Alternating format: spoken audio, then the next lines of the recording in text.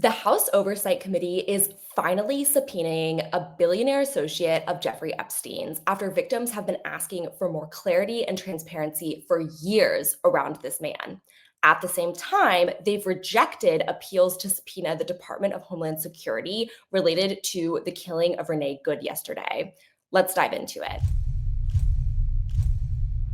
My name is Kat. I'm an independent journalist partnering with COURIER, and you can also find me at my newsletter, spitfirenews.com. So yesterday, Politico reported that the House Oversight Panel will be issuing more subpoenas in the Epstein case. One of those is for billionaire Les Wexner, who we'll get to in a second. There are also some subpoenas for men who worked with Jeffrey Epstein, including his lawyer and his accountant.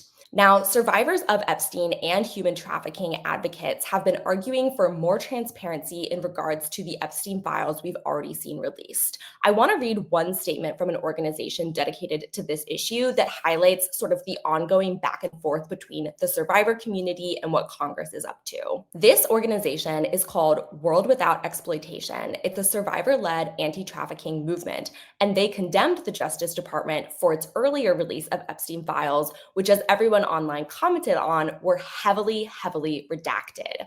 Let's read a little bit more of this statement. While protecting survivors' identities and privacy is absolutely essential, the excessive redaction of relevant information, including the identities of third-party perpetrators and enablers, undermines the transparency that the legislation so clearly mandated. Shielding individuals who caused harm is not the same as protecting survivors, and conflating the two perpetuates injustice. For survivors, this deadline was not symbolic for us, but was a real opportunity to see whether transparency would finally outweigh the protection of powerful interests, beginning with Maria Farmer in 1996. So to reiterate, the story that we've seen so far is one where Jeffrey Epstein and his partner Ghislaine Maxwell have been held most accountable for the crimes that were perpetrated, but they're not the only people who were involved. Epstein had a number of wealthy, high-profile associates who his victims have already called out in their various testimonies and in coming forward as being involved in this sex trafficking and abuse scheme. Maria Farmer, who was just mentioned, was one of those people. In 1996, she reported Epstein to the FBI, who failed to investigate, and those earlier allegations are directly connected to Les Wexner, the billionaire who's being subpoenaed now. So if you haven't heard about Les Wexner before, he is a billionaire businessman and the original founder of L Brands, which is most famous for its company Victoria's Secret, as well as Bath and Body Works and the store White Barn.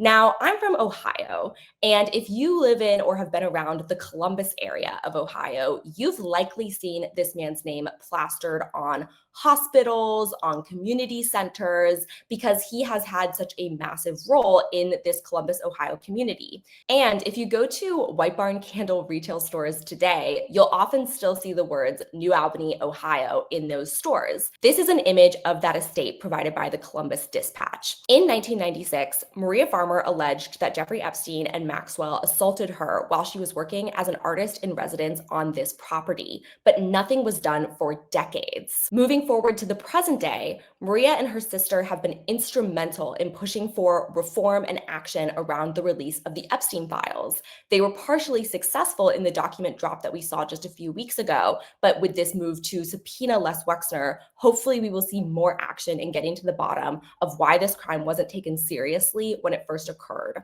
But of course, there is a flip side to this. At the same time that some members of Congress are pushing for more investigation into the Jeffrey Epstein case, they're also blocking the release of information related to other victims, like Renee Good, a 37-year-old mother who was shot and killed yesterday in Minneapolis by an ICE agent. Now, going back to this Politico story from Haley Fuchs yesterday, we see that the House Oversight and Government Reform Committee took action in regards to the Epstein case, while at the exact same time, they rejected a bid from Democrats to subpoena the Department of Homeland Security for records related to yesterday's shooting. Representative Ayanna Pressley attempted to introduce a subpoena requesting documents and footage of this tragic shooting. However, the panel struck down her request. What this shows is that it took sustained public pressure as well as intense efforts from victims and advocates regarding the Jeffrey Epstein case to finally get movement and traction from Congress. That took decades, and it wasn't until Jeffrey Epstein was already deceased that we finally started to see some real movement in the case at this level. We don't need it to take that long to get justice in the shooting and killing of Renee Good. People in Minnesota and beyond are demanding answers from Congress, and we absolutely need to see more action in this case going forward. We need justice for victims past and present. Epstein's victims and their family deserve better. So does the family and community of Renee Good in Minneapolis.